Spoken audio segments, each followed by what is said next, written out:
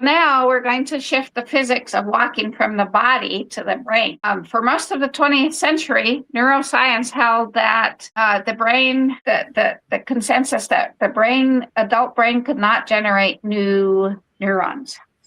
We are born with all the brain cells we could ever have, and aging means losing. And they said that slowly, roughly 1% to 2% of the hippocampus decreases volume per year after 60.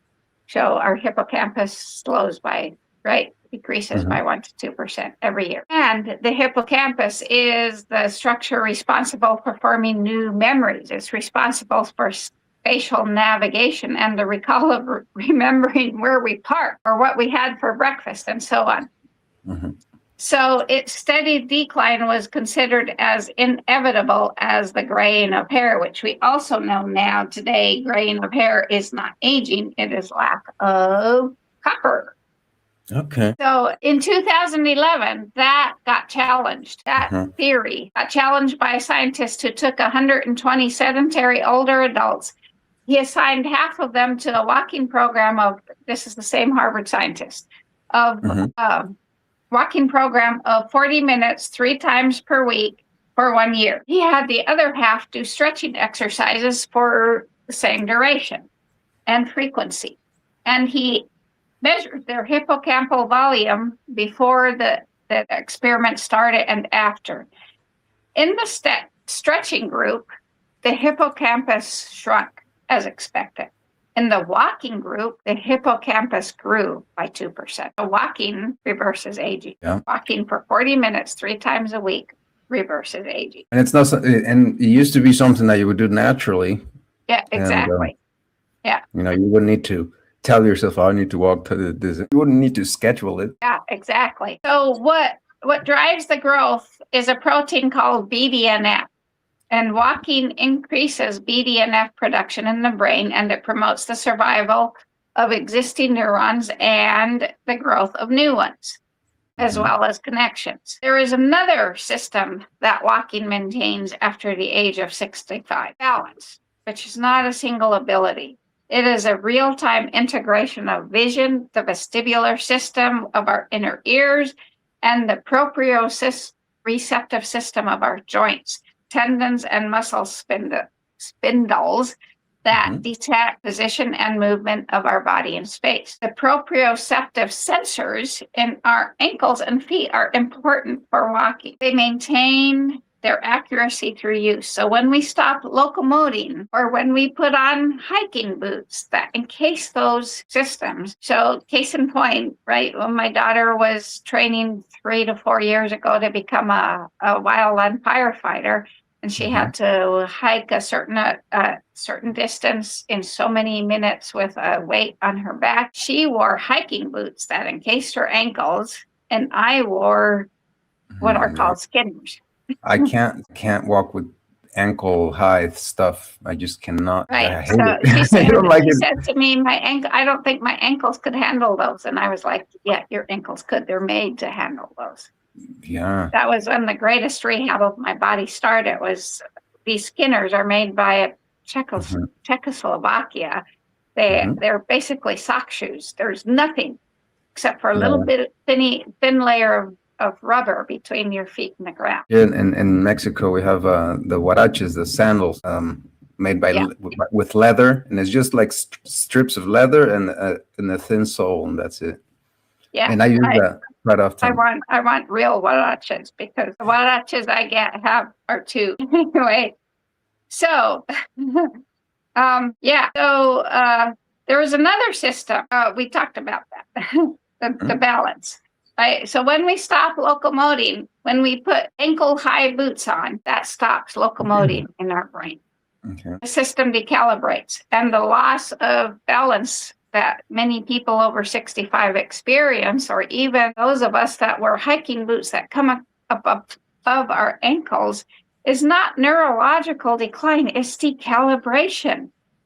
And walking on uneven terrain recalibrates these sensors. So a daily walk in nature on varied terrain with minimal cushioning between your feet and the ground is a proprioceptive training session that no balance exercise in a gym can replicate. So the measurement we started with, the gait speed. The analysis covered 35,000 people over 65 for 6 to 21 years. Gait speed was measured over 4 meters of flat ground, timed to the 10th of a second. And that predicted survival more accurately than age, sex, disease, hospitalization history, or body mass index or smoking history.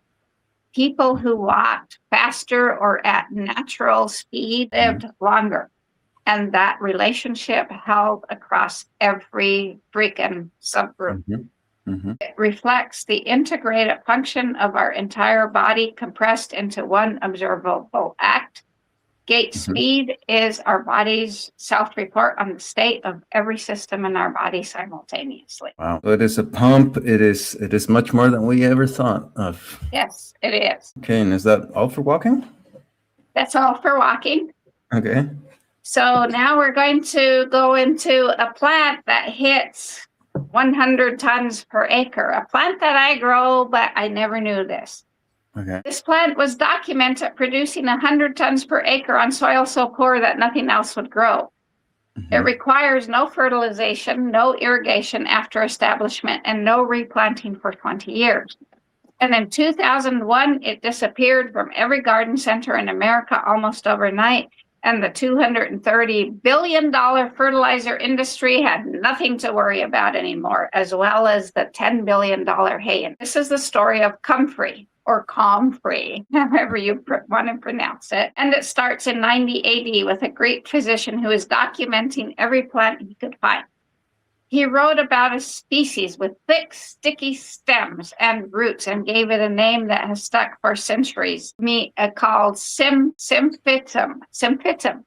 Okay. It's a Greek word, meaning making to grow together. He prescribed it for broken bones. The Russian soldiers knew it as knit bone, and Pliny the Elder boiled the roots into a paste so adhesive that he could use it to bind pieces of meat together. This I did not know. I learned about it as an herbalist. So for nearly 200 years, Europeans carried this knowledge through the generations without questioning the knowledge. In 1845, in Essex, England, there was a man who was a poor Quaker, and he watched the Irish potato famine kill 1 million people. He had tried manufacturing starch and glue for postage stamps, and both businesses had failed, but the famine didn't. So in the 1950s, while hunting for a new source of glue, he wrote to the head gardener at the Royal Palace in St. Petersburg, which is now Moscow, requesting a specific variety of Russian symphytum, or Comfrey. What emerged from the Essex soil changed everything he thought he knew about growing food.